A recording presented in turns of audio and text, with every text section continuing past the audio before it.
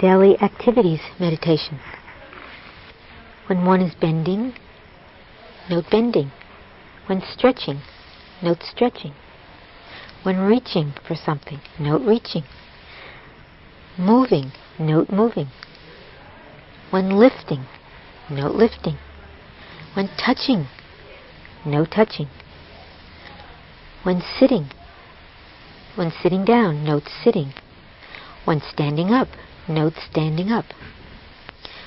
When turning, note turning.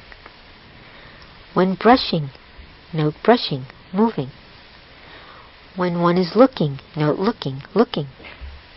When one is seeing, note seeing, seeing. When one is moving, note moving. When one is pulling down something, note pulling down.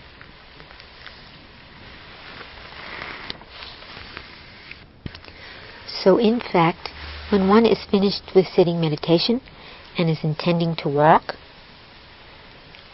this is the manner in which it should be done. Note opening the eyes, opening, seeing. When one is beginning to move to get up, note moving, then moving again, then moving again, maybe touching if the hand is touching the floor, pushing oneself, pushing, moving again,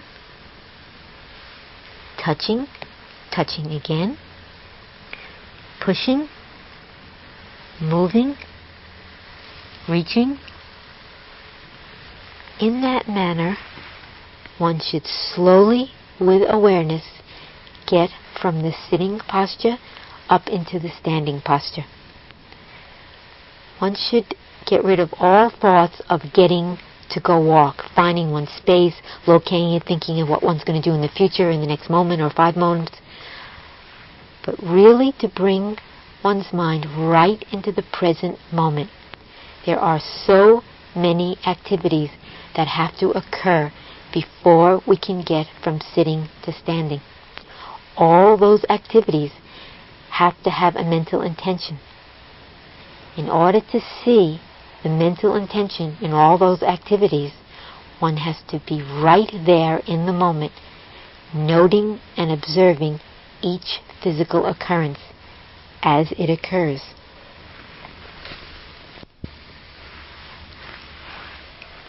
If you wish to have insight knowledge arise, then that is the way you would wish to get up every single time.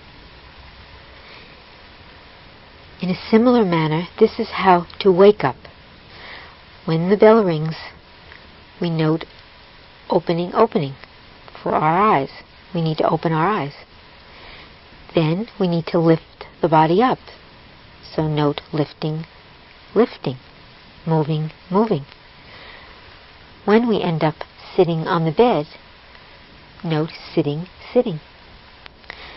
To get off the bed, we need to bend or move. Note bending, moving. Then we need to straighten the body up. So straightening. All those mental notes should be done to see clearly the act of going from lying down to getting up, just out of bed in the morning. That's the kind of care and attention we need to each change of posture. When we're trying to get from here to there, at that time, note left, right, or walking. I would like to address those of us who have a lot of I have to's in the mind when we're doing this practice, or I should. This is aversion in disguise, and we should come to recognize this as quickly as possible. Note these thoughts.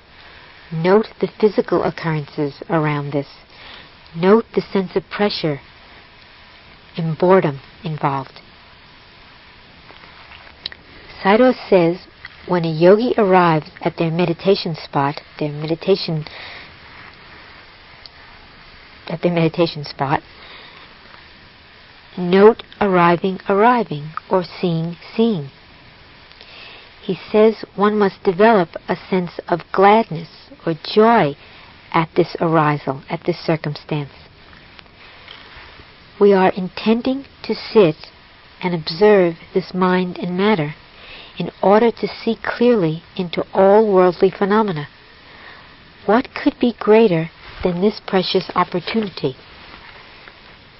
Sayadaw asks of us, please don't waste this precious opportunity by letting kilesas, by letting defilements of mind overwhelm us. In other words, if we are noting in order to get something, this is ambition. One's will, craving is too strong. Tension, restlessness will result. Note this and try to relax the mind in the next noting. If we are noting and a sense of being disheartened or discouraged is arising, this is aversion. One's will feels thwarted. This too is ambition. Tension and restlessness will result. Rather, there must be intention, noting, observing.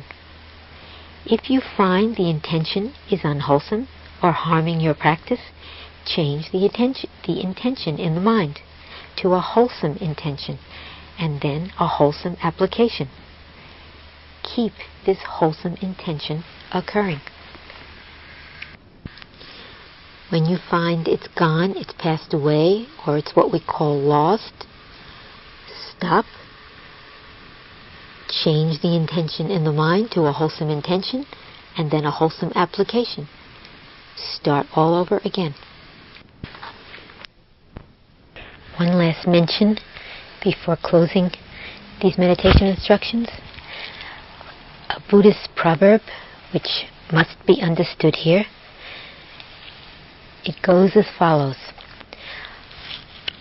A fool has to suffer through his or her unwise management because he or she hurries when it is time to slow down, but slows down when it is time to hurry. A wise man is happy because of his wise management, knowing how to hurry when it is time to hurry and slow down when it is time to slow down. In other words, the fool is suffering because he hurries when it is time to slow down, meaning when one is moving through the day in a retreat and when they're hurrying when it is time to slow down, but slows down when it is time to hurry, that means that the yogi is slowing down when it is time to hurry up and note the defilements as they arise. When the defilements arise, we need to hurry. Note them, note them, note them, note them, note them. That is not when we need to slow down. However, we need to slow down in our physical movements so that we can see how the defilements are hurrying. All right? I'll say that again in the other way. A wise man is happy because of his wise management, knowing how to hurry when it is time to hurry. How to note the defilements one after another without relaxing his watching, without relaxing his noting, without relaxing his observing, and slow down when it is time to slow down. Here in this retreat, a wise man or woman takes the opportunity to slow down all physical occurrences so they can see clearly what is going on in the mind. This is the end of the meditation instructions. I'd like to address one statement, or what I would call disturbing hearsay, that has been passed around what some call the Vipassana community in America, also known as yogis who have dabbled in Buddhist practice here. The statement being referred to is that the practice of mental noting mental labeling is very hard. It causes difficulties and therefore is not useful.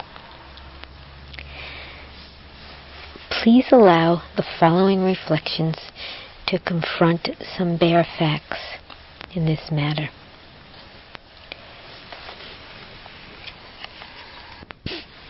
While in the walking posture, every time the foot touches the ground, a sensation of hardness occurs. If we continue in an unbroken walking posture for long periods of time, difficulty in this posture will arise. While standing, hardness keeps reoccurring. If we continue to stand for long periods, unpleasant or difficulty arises.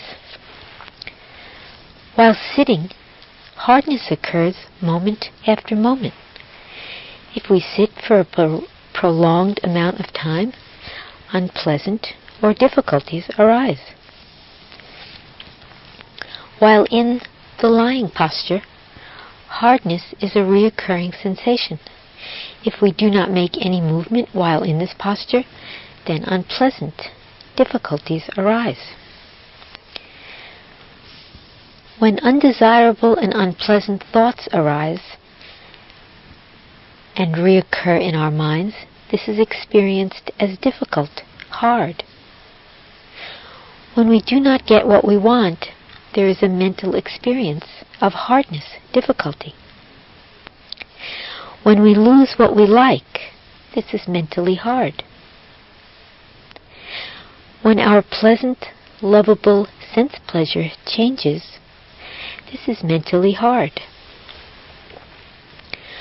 When self-criticism arises or self-blame, this is experiencing hard, mental contraction.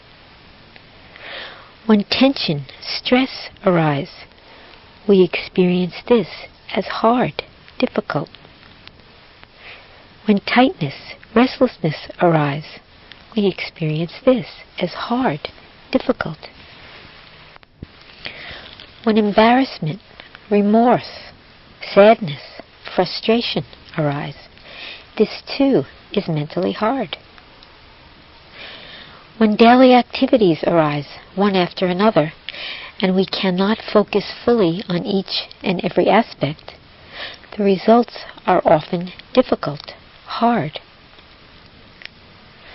When we speak words that we didn't mean, or we didn't even know that we were thinking that, the results are often hard. When we speak or act from anger or impatience or from ill will, the results are hard, difficult. So, getting back to the original statement, is the mental noting of all these various aspects of life the cause of hard, the cause of difficulty? Or is this mental, physical existence, where hardness quite effectively takes place, the cause of hard, the cause of difficulty? In other words, is noting and observing these natural, uncontrollable elements the cause of one's hardness, one's difficulty? Or is the natural, uncontrollable elements themselves the cause of our hardness and difficulty? This question and the various statements should say one fact loud and clear. There is no easy way out. And so, for one to begin to try mental noting, mental label, and feel or see all sorts of hardness and difficulty, and point the finger at the practice and say, it's this practice that's giving me hardness or difficulty, this appears to be an outrageous assumption. And I ask, I beg all the yogis here at this retreat to look a lot closer at what the cause of hardness and difficulty really is. Thank you.